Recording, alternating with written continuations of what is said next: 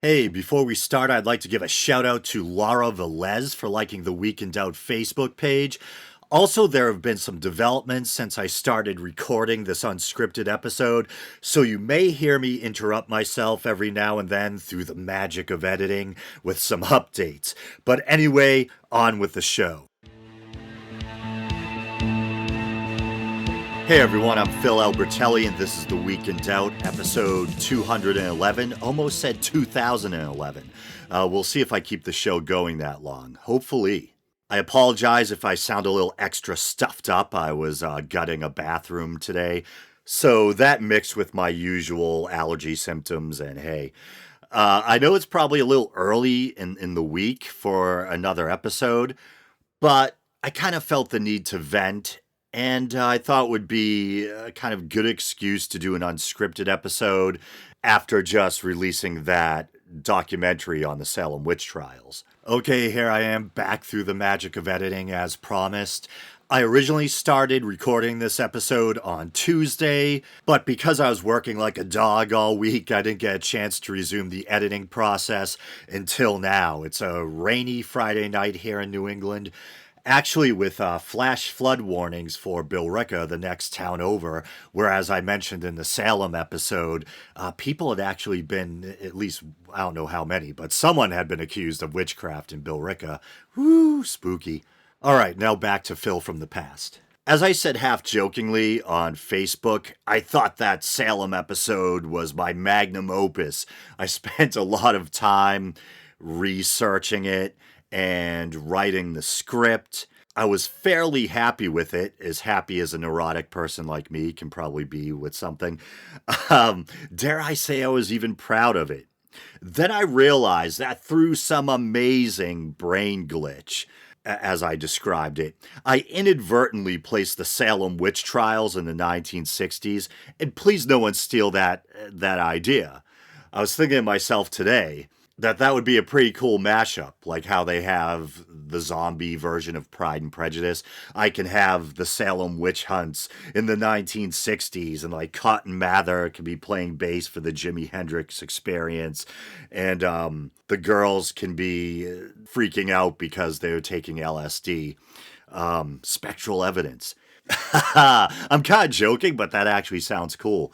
Don't steal my idea. Yeah, so hopefully you can tell that's not the case, that I'm some raging moron who thinks that the Salem witch trials took place in the 20th century. If you listen to the rest of the episode, you can clearly see or hear that, except for the part where I briefly touch on the witch hunts in medieval Europe, the episode is in the context of 17th century New England. I think it was almost like this weird dyslexic moment, and I'm not trying to make light of dyslexia. Actually, one of my best friends suffers from dyslexia. But I've had times like that before where you feel like you're clearly translating the right set of numbers or words. Then you realize after the fact that somehow everything was garbled. I must have intended to write down 1692 and 1693, somehow reversed it to 1962 and 1963. And then I kind of put my brain on autopilot when I was reading the script. And even listening back to it, I listened back to the damn episode like twice. But I think that was mostly for kind of quality control, making sure everything sounded right, there weren't any technical glitches. And it just went right by me. But you should have seen my face when I had to work today, and I was up late for some reason last night, and it was like 2 in the morning. I was finally getting ready to go to bed, and just for the heck of it, I decided to, just check on the YouTube version of the episode, see how everything looked, make sure there weren't any hiccups in the way it was playing back. So I fire up the YouTube version on my iPad, and the introduction starts playing. And then all of a sudden, clearly, I hear it as if for the first time, through February 1962. And I get, I automatically start to feel dejected. Through May 1963. And you should have seen the look on my face. I wasn't standing in front of a mirror, but the emotion was so strong, and I could feel my own body language. I'm pretty sure I knew what the look on my face was. Literally, my whole body just started to go slack. My jaw opened up, and my iPad started to slide out of my hands. Um, and at that moment, I shit you not, I almost considered closing up shop on the podcast. I've had some stupid mistakes recently, and I care so much about the podcast that it drives me absolutely nuts when I listen back and hear a mistake that somehow got by me during the editing process. And I was really proud of this episode. I spent so much time watching, just to explain how I do the documentary episodes. Um, I only do documentary episodes on subjects that I'm really fascinated by or passionate about. Otherwise, why would I bother? And so usually what I'll do is I'll go back and watch some documentaries that had affected me in the past that had grabbed my attention. I'll watch some documentaries on the topic. Then I'll go online. I'll try to find some trustworthy online articles, maybe EDU sites. Might even use something like an encyclopedia or Wikipedia just for a timeline or just for a starting point. And then once I've gathered enough information, I'll create an outline. I'll start to flesh out the outline. Then I put on my kind of like English comp hat and start actually trying to word everything in an interesting and informative way. I try to convey all the information in a concise and compelling way that I think people will enjoy. And then, as I'm going, I'll kind of fact check myself. If something sounds like it might be a little iffy, or if I've heard perhaps competing or multiple accounts of an event or something like that, I'll go back and really try to fact check everything and try to go with which account seems the most reliable or which source seems the most reliable. So I put a lot of work into the documentary episodes, and somehow that stupid mistake still got through. That episode on the witch trials especially, I gathered so much information. I was working on the thing during my lunch breaks, working on the thing during the weekend, and I've probably never have had to go through that much information before for one of the documentary episodes. And the funny thing is, the documentary episodes, despite all the research that goes into them, usually end up being really short. I think it's because rather than just talking off the cuff in this kind of meandering stream of consciousness way like I'm doing right now, which can eat up time as you're kind of trying to crystallize your thoughts and grasp for the right words as you're going. I mean, basically with the documentary episodes, I cut out all the dead wood, streamline everything, and just try to convey the necessary information. So ironically, despite all the work that goes into them, they end up being relatively short. And, it's a work night, so I probably shouldn't do this, but I'm going to have myself an Angry Orchard hard cider. And no, they don't sponsor the show. All right, tough guy. Well, now it's Friday night, so how about some generic rum and Coke? Well, generic rum and brand name Coke. No, they don't sponsor the show either. But anyway, back to me and whatever the hell I was just talking about. So, yeah, no, seriously. As I went slack and the iPad started to slip out of my hand, I actually contemplated closing up shop on the show. But then I'm like, well, what are you gonna do, man? You love doing this. I mean, it's better to keep going with the show and have to issue some corrections here and there than to stop doing something you love, because you're afraid of making mistakes or whatever, when mistakes are a part of life. As the cliche goes, I can't believe I'm about to say this. It's been said to me before, and I usually roll my eyes, but that's why pencils have erasers. Everyone makes silly little mistakes, no matter what it is. And sometimes some big mistakes, to keep everything in perspective. In fact, I think there was something in the news recently in my neck of the woods, somewhere in the Boston area here in Massachusetts. A doctor, a surgeon, recently not only took out the wrong kidney. Well, it's probably a good thing he didn't take the wrong kidney out of the patient that needed the surgery, or they'd just be left with a bum kidney. They I think there were two people in the hospital with the same name, and they removed a healthy kidney from a patient who wasn't even scheduled for kidney surgery. We've probably all heard stories about the wrong leg being amputated and things like that, which I think is why they do all these. Usually they do these pre-surgery precautions. They actually write on patients with markers, I think, and things like that. So everyone, makes mistakes. But I love doing the podcast and I don't plan on stopping. It's just really frustrating when you love doing something and you try your hardest to put forth something of quality and you try to well polish and refine things. And then you realize that something stupid made it by you during the editing process. But I don't think I'm going to do any news stories. I thought maybe I'd just have some fun kind of giving my thoughts on a more upbeat note now that I'm kind of done flogging myself, give my thoughts on what I thought of some of the subject matter from that documentary I did on the Salem witch trials. And I forgot to mention, there may still be one or two mistakes in there, not factual errors, but rather the mangling of a couple of names.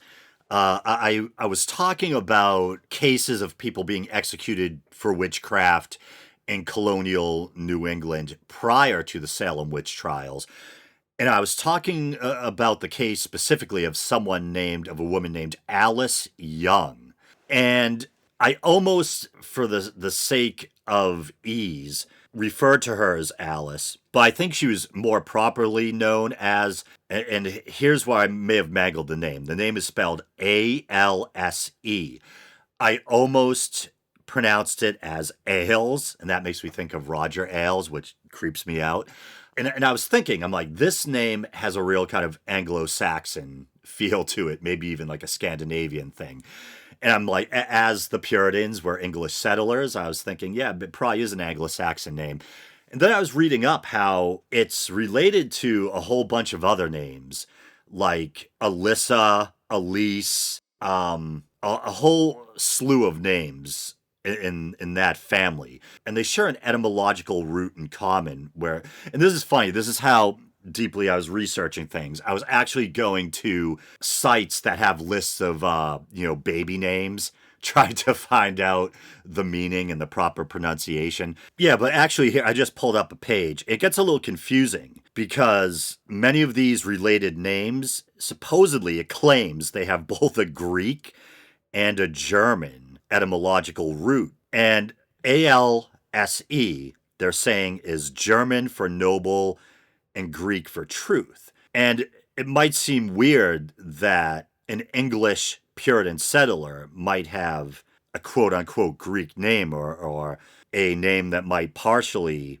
have a Greek etymological root. But I certainly don't think it's out of the question that certain names, perhaps, and certain aspects of the Anglo-Saxon language would be influenced by the classical world, Greek, Latin, etc. So I was searching for this name all over the internet, trying to find out the pronunciation and where it comes from. And a lot of places were saying, like I said, it has a Greek root, Greek meaning truth or something like that. But then they're also saying German. But I was thinking, I almost pronounced it Ailes. But since it may be of Greek origin, at least partially, I thought maybe the E at the end would be long. So I ended up going with Alcy, which is probably a complete verbal abomination. Who knows, maybe it was Ailsa, or maybe it was Als, or Ails, which almost kind of sounds like Alice. But yeah, so I don't think that's a big one. And here's some other related names. Adala, Adalise, Adalicia, Elise, Aletta, Alexis, Allison with multiple spellings, Alice, Alicia. Okay, I'm back through the magic of editing again. And yesterday I was still obsessing over this. Man, I'm crazy. And I did another search for the name on my phone during my lunch break. And I don't know if it was related to Ancestry.com. It might have been, I forget. But it was at some genealogy site.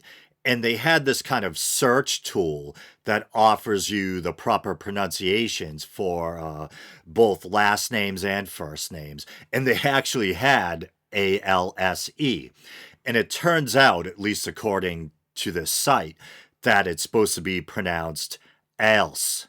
So soft S, the E is silent. So I probably should have went with my gut, but I overthought things and ended up going with some totally convoluted, misguided pronunciation. And just so you guys don't think I'm pulling stuff out of you know where, I found a little bit online explaining how a name like Alice or else could have both a German and a Greek root, as kind of strange as that sounds, because we think of the two cultures as being, vastly different. But it says from the Old French, and I'm probably going to butcher another name here, Alice, Aalis, a short form of the Germanic name Aldehydus, or something like that, which was composed of the elements adel, meaning noble, and Hyde, meaning type.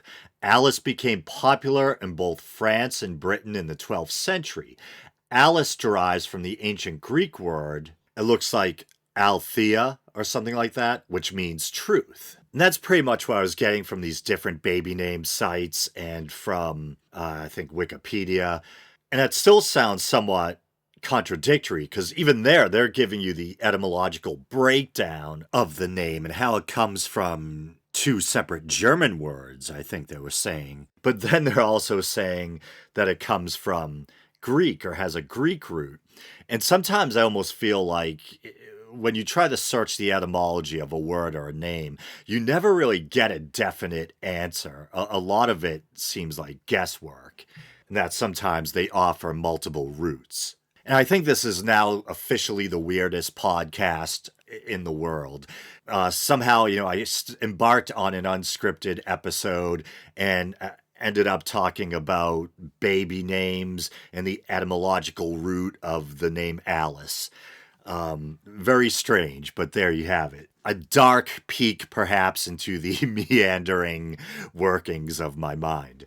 But anyway, back to me again. So I noticed while researching that episode that a lot of at least a few of the people involved seem to be referred to by multiple names. Maybe part of it is either because it has to do with the use of nicknames, like for instance, Elizabeth Paris was also known as Betty, which makes sense.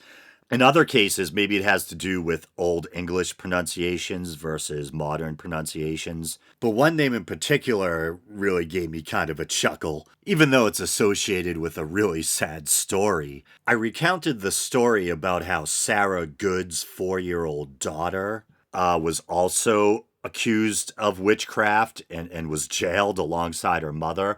She's often referred to as Dorothy Good, but her name is also on record as Dorcas. Yes, Dorcas, like people used to say on the playground, when I was growing up. But I can remember being a kid, used to call, well, not me, I don't think I went around calling people a dork, but people used to say dork, Dorcas, and I think dork was also slang for the male privy member. But yeah, the little girl's name was Dorcas. Different spelling than the slang word. The name is spelled Dorcas, if I remember correctly. And no, this isn't another laughing in disbelief moment of gullibility. For the YouTube viewers, I'll actually put some screenshots up there. But you're starting out on the wrong foot in life when you're arrested for witchcraft at the age of 4, and on top of it, you're named Dorcas. But I'm kidding. Dorcas was probably a perfectly fine name. But seems so alien, I think, to us that it doesn't sound very feminine that a young girl would be named Dorcas. But here's a bit on the etymology of the slang word dork or Dorcas. Not saying that the name and the slang word necessarily share a common etymology or etymological root, but pronounced the same. US 1960s, sense of quote-unquote silly person, presumably from earlier use as a Bowdlerization of dick, quote-unquote penis in student slang, particularly Midwest. A folk etymology exists claiming the term comes from a South American term for whale penis, but this has been debunked as a hoax. Alternative etymology derives from dialectical Norwegian dorg, D-O-R-G, meaning a quote-unquote mass heap, a heavy slovenly woman. But actually, it looks like the name Dorcas comes from Greek as well, and actually probably comes from the name of a biblical figure. There's some site called sheknows.com/baby names, but it's the first result that comes up when you Google the words Dorcas and name. And it says the name Dorcas is a Greek baby name. In Greek, the meaning of the name Dorcas is gazelle, famous bearer. The New Testament, Dorcas, who abounded in good deeds and gifts of mercy, was a charitable woman raised from the dead by St. Peter. So, very interesting in a way, but once again, weirdest podcast ever. But yeah, the other name I mangled was that of a judge. His last name is spelled Sewall. I think, so who knows if it's Sewell or Sewell or Sewell. I think I pronounced it Seawall, like a wall at the sea, which I think sounds kind of cool. And I might actually change my name to Philip J. Sewall. I don't know what the J stands for. We'll figure it out. But anyway, yeah, so I probably butchered his name as well. Post-mortem apologies, good sir. Back through the magic of editing again, and I did some hunting around, and I believe it is pronounced Sewell, as in, rhymes with jewel. So there you go. Yeah, but I mentioned I wanted to talk about some of the subject matter, things I found interesting. And one of the things that stuck with me was Dorcas Good. So we talked about that.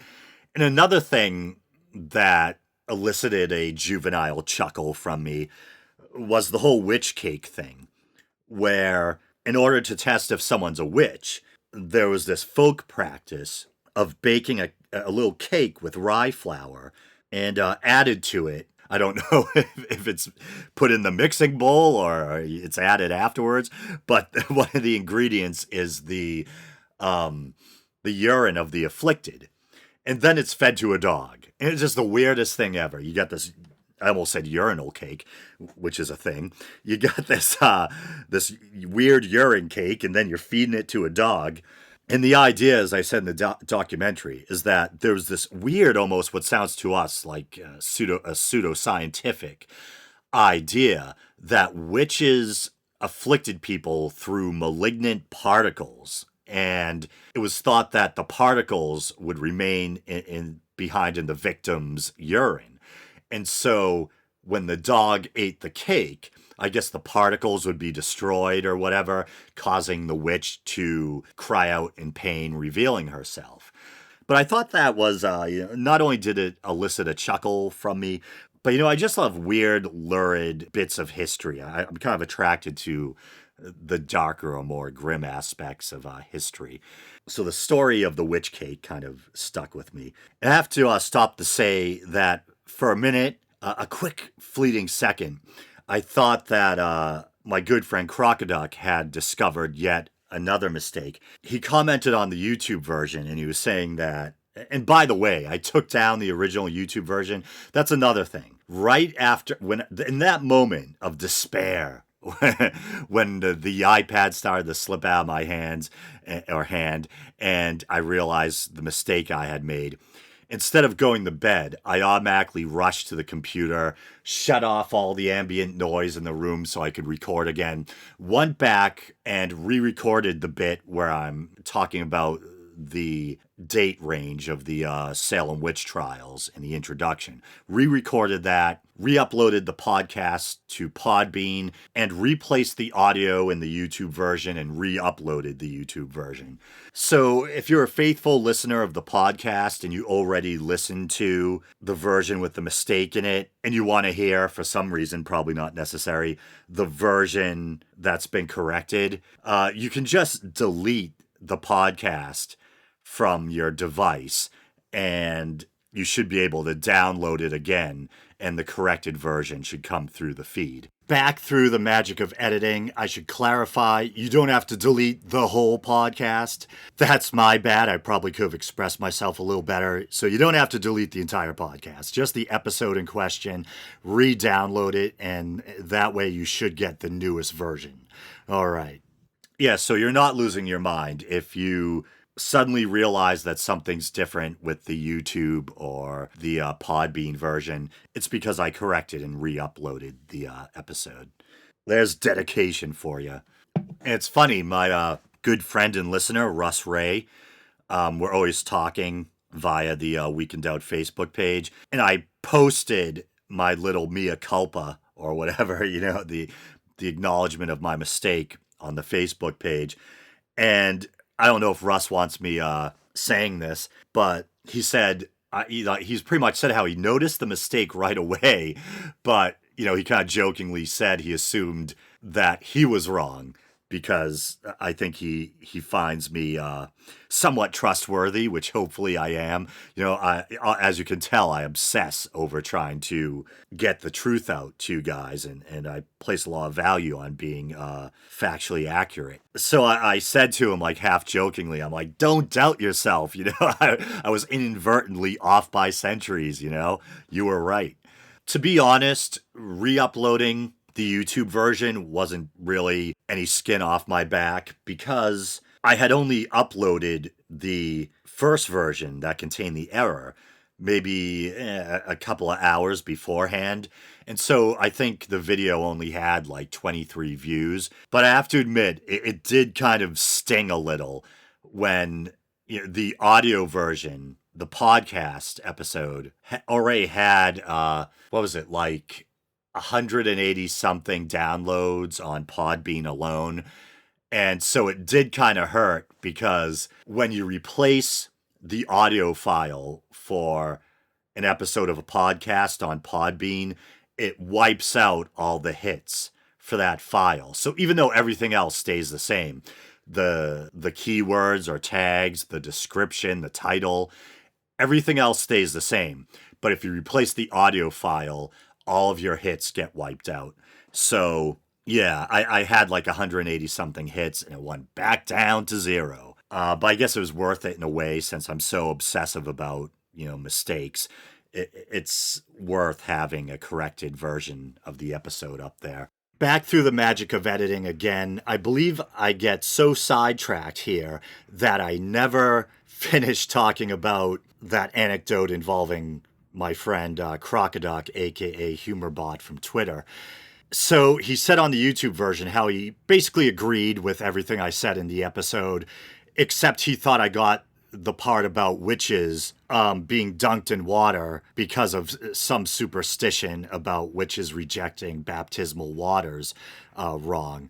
And he said something about how it's actually because witches were thought to be made of wood. And I was already feeling so dejected and self-conscious about making mistakes. My heart kind of sank. I'm like, oh shit, did I get something wrong again? And I'm like, wait, that's a joke from the Holy Grail, isn't it? I've never heard it outside of that. I know medieval people could be pretty damn superstitious, but they didn't actually think that witches and ducks were made of wood. So like an idiot, just to be sure, I'm searching all over the internet just to make sure that Monty Python didn't get that joke from some actual bizarre folk belief. But no, I think that's just the Holy Grail, and that was just Crocoduck's dry sense of humor, and he was having a little fun with me. But I don't mind, that's actually part of our friendship. We both have a rather inappropriate or irreverent sense of humor, and we're always going back and forth trying to one-up each other by seeing who can say the most crazy or over-the-top stuff. Not that what Crocoduck said was crazy or over-the-top. It was actually one of his more subtle jokes, which is why I think I almost fell for it. For a skeptic, I'm pretty damn gullible. I'm proving that time after time. But anyway, back to me. But other than that, and I usually don't say I'm proud of an episode, I was really proud of that episode, how much time and effort went into it. at first I had like pages and pages of notes, both on paper, on my computer. Wasn't sure how the hell I was going to be able to comb through all the notes and make sense of things and put everything in the right chronological order, but somehow I managed to do it. And that damn little mistake at the beginning, but oh well. And for those of you who support me on Patreon, hey, at least you know I care. I take the podcast very seriously, I'm trying my best, and I do really care about the content that you're supporting with your money every month. And I think early on in the history of the podcast, I think it was in one of the iTunes reviews, and it really stuck with me. Someone was talking about how they liked the show, and that one of the things they liked about the show is that even when I make a mistake, I correct it as soon as possible. And that stuck with me. And I think even if I had never read that review, I would still hold the same philosophy. I would see it as very important to correct a mistake. But it just kind of resonated with me or drove the idea home even more when someone complimented me on the fact that, basically saying you can trust me, hopefully, that even if I make a mistake, I will correct it. Speaking of inversions, it kind of reminds me of, I think it was in a History Channel documentary about the seven deadly sins, where they were talking about the Inferno or Divine Comedy, and they inverted Dante's name. They referred to Dante Alighieri as Alighieri Dante. And I remember kind of, looking down my nose and shaking my head like, oh, how could you make that mistake? And then I inverted the numbers and the dates of the Salem witch trial. So happens to the best of us, I reckon. Not saying I'm the best of us, but happens to us all. I have to say I had a lot of fun making the YouTube version because I love medieval art, and I really do. I love the kind of exquisite, exceptional art of the Renaissance, the art that was influenced by the art of the classical world, of the Greco-Roman world.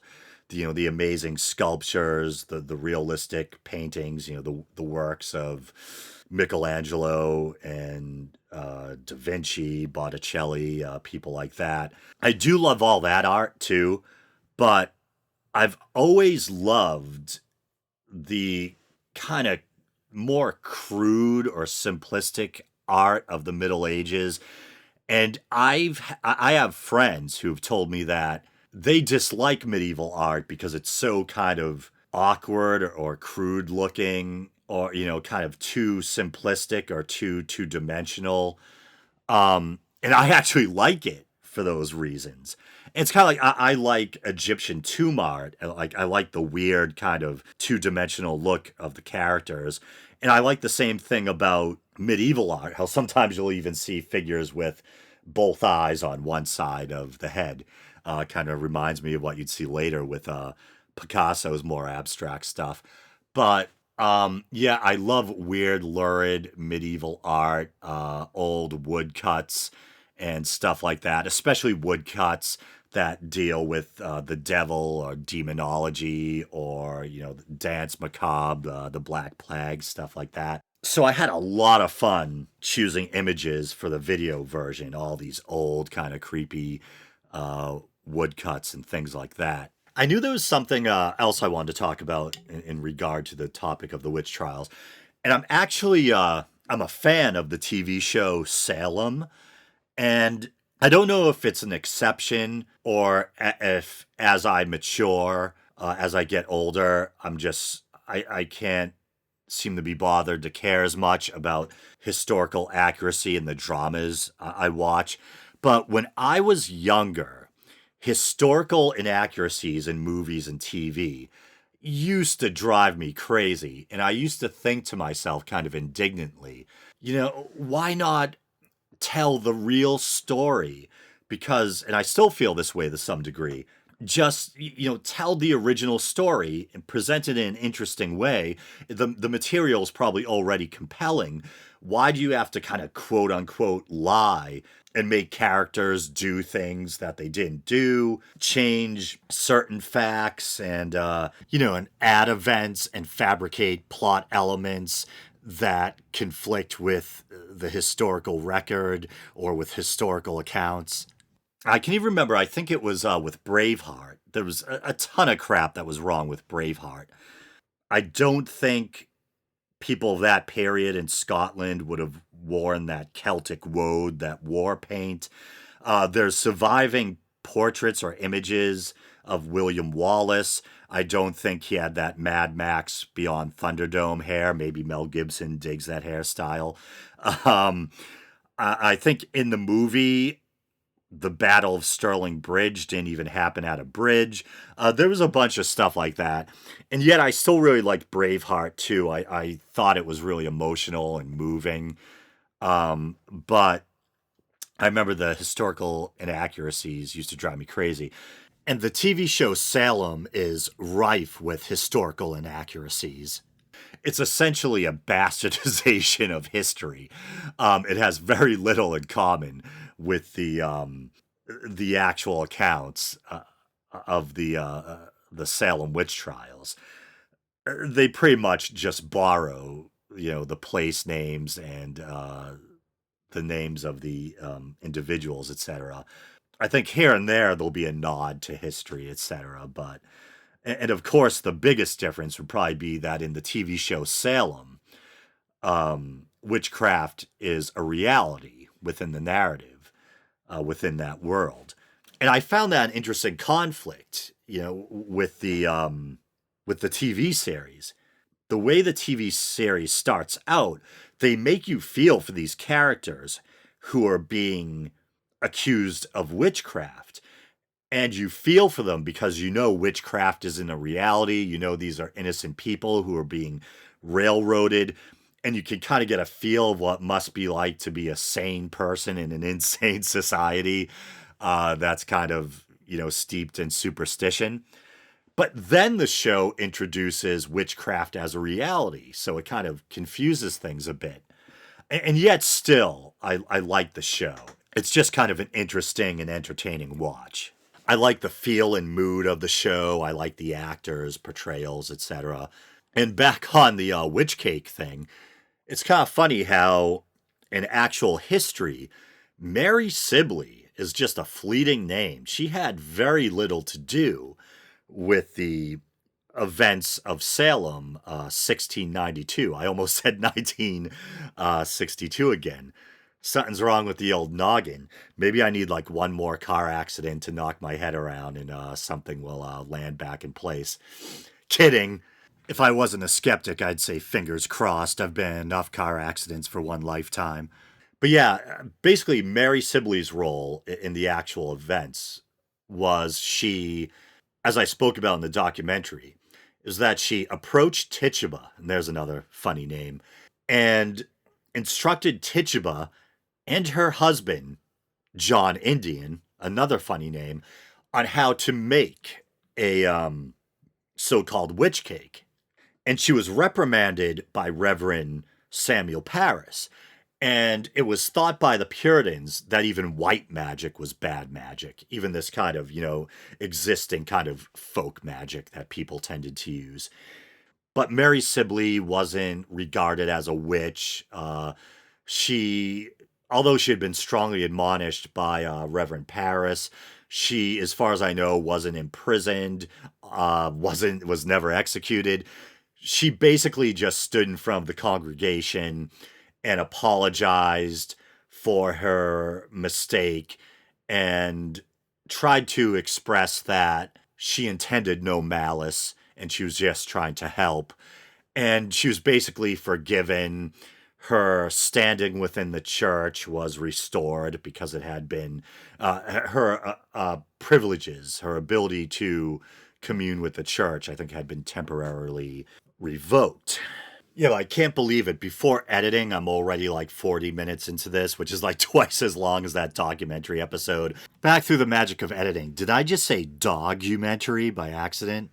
Maybe at some point I'll make a documentary about my chihuahua. But anyway, So you can see what I'm talking about, how the documentary episodes are more streamlined. And these stream of consciousness episodes, these unscripted ones, really tend to eat up time. So yeah, definitely no time for news stories. So I'm probably gonna call it quits. The next episode, I think it was originally going to be a documentary on The Exorcist, and you might be asking, why is a show that is aimed predominantly at atheists and agnostics going to do an episode on some old horror movie? Well, the movie had a big impact on my life. I saw it probably when I shouldn't have, when I was too young, just a little kid, and kind of scarred me for a long time. And also, it's in keeping with the season. Halloween's coming up. And also, I mean, the subject matter, demonic possession, it does kind of fall into the wheelhouse of religion. So originally, I was going to do a documentary on it, but I think I'll just do a kind of off the cuff stream of consciousness thing where I just work without a net, talk about my take on The Exorcist, tell some personal anecdotes, and also kind of give my review of the new Exorcist TV series. Because it's funny. When I was growing up, I had kind of a love-hate relationship with The Exorcist. I resented how much of a negative impact the movie had on me, how it basically scared the hell out of me and gave me nightmares for years. But at the same time, I thought it was such a well-made movie that I almost felt protective of its legacy and resented the kind of, the shitty half-ass sequels, etc. But anyway, yeah, I'll call it quits. Yeah, you guys know the drill. Facebook, Twitter. Please check out the YouTube channel. If you do, please comment, subscribe, like, etc. You can review the show on iTunes. You can also subscribe through iTunes, obviously. If you want to support the show monetarily, you can do so by using the PayPal widget at the bottom of the Podbean page, yada yada, alliteration. Um, or you can go to patreon.com/The Week in Doubt and support the show on a monthly basis for as little as 99 cents. And every once in a while, I'll upload exclusive content for the Patreon supporters. So far, it's basically been me reading H.P. Lovecraft stories. So, and I've been thinking, I don't know if I'll do it, but I thought about doing a series called Embarrassing Tales, whereas Patreon bonus content, I talk about kind of personal stuff from my own life's journey, over the years, from childhood onward. We'll see what happens. But okay, guys, thanks for listening to me vent about my mistake. Needed to get that off my chest. And I hope you enjoyed the rest of the meandering episode. Until next week, thanks for listening.